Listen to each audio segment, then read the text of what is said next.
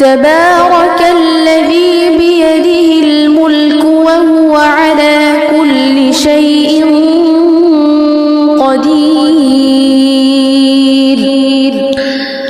الذي خلق الموت والحياة ليبلوكم أيكم أحسن عملا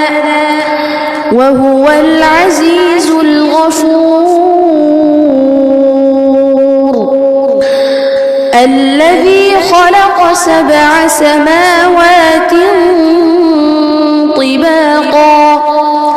ما ترى في خلق الرحمن من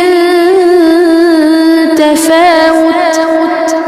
فارجع البصر هل ترى من فطور ثم ارجع البصر كرتين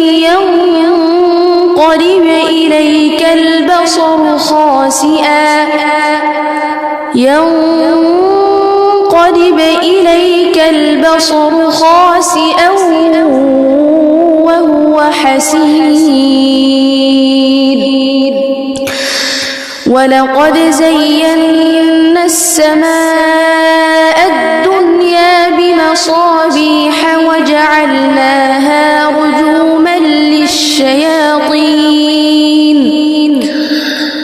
وجعلناها رجوما للشياطين وأعتدنا لهم عذاب السعير وللذين كفروا بربهم عذاب جهنم وبئس المصير إذا ألقوا فيها سمعوا لها شهيقا وهي تفور تكاد تميز من الغيظ